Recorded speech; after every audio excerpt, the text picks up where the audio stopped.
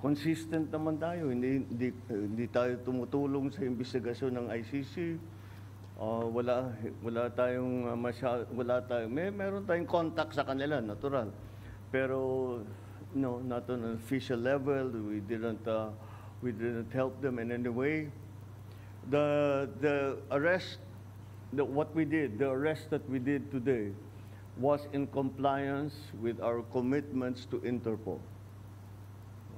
It just so happened that came from ICC.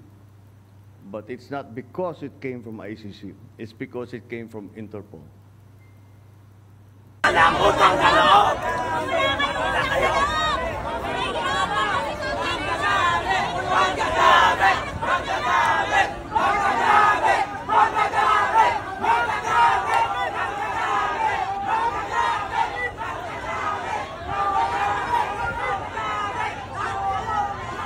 Let's talk about it. That's speculative. But right now, what is clear? What is clear is we need to do the booking process, sir. Yeah, she's asking that she is brought to the hospital. You can do that there. Is that too much? Yes, sir, that's too much.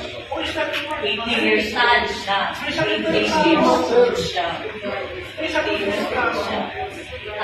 80 years old siya. Walang kaso. 80 years old siya. Ilan sa Filipino ang nahuli kayong araw na to? Ilan ang Anong kaso? Kaya nga, anong kaso? Gawa lang ng kaso. Sir, gawin tayo lang, sir. Ilang Filipino ang binukay, ilang presidente na namumuk. So that means that you are banking on the inequality of the law because of the status of the person. Anong kasalanan ko?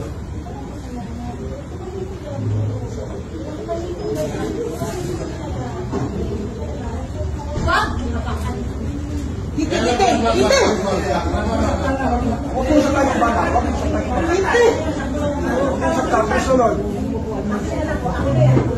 na yung anak ko! Akin na yung anak ko! Akin na, halika yung anak ko.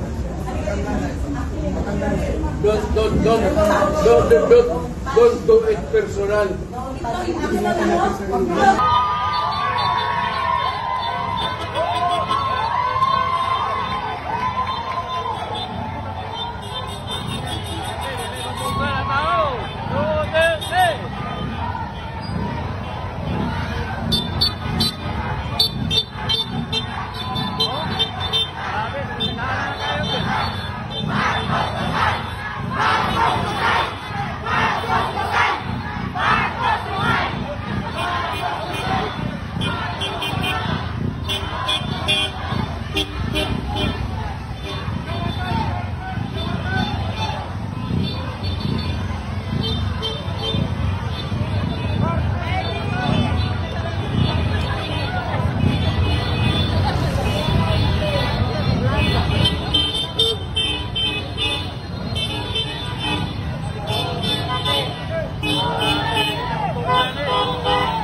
Walang nakakatakot kasi wala tayong alam, walang transparency.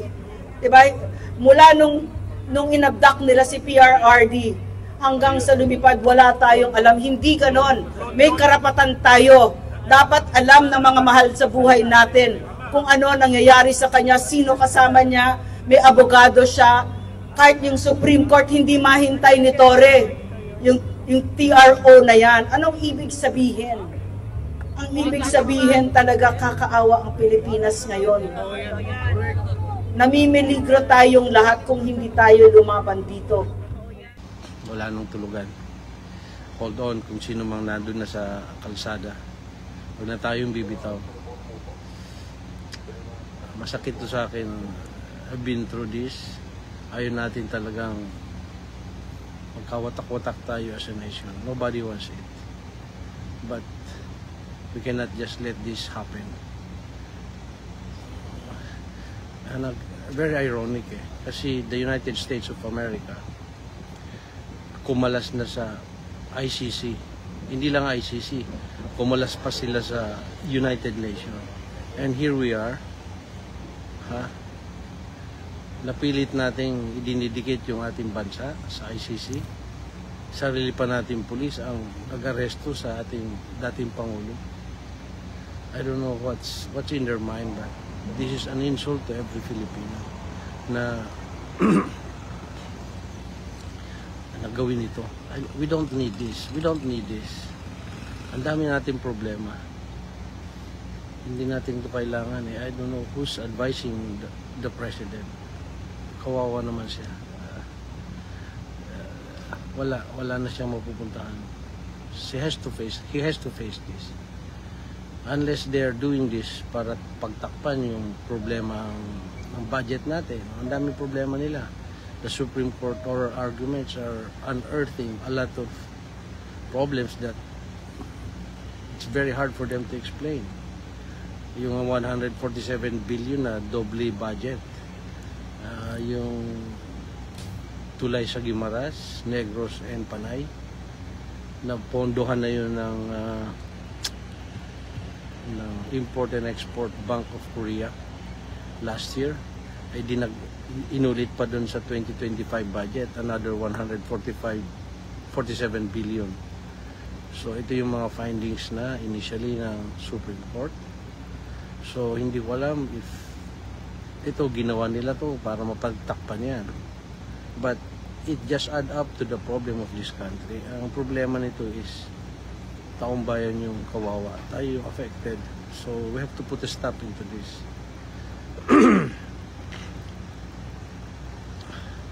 Kakalungkot po to.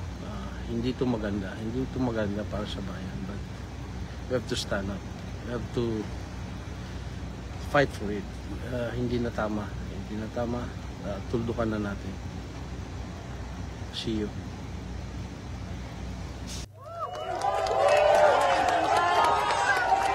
Ang bawat Pilipinas, lupain ng ginto bulaksak, mahilig ka sa kanyang palad, mag-alay ng ganda at dilag, at sa kanyang luli at ganda.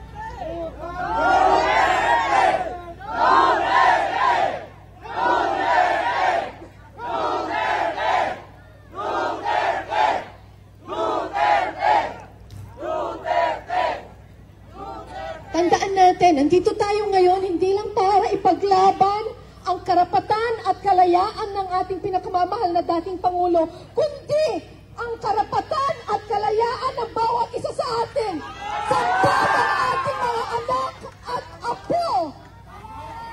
Hindi na ito ang panahon para manahimik at matakot. Kailangan nating manindigan. Walang aalis. Walang aalis.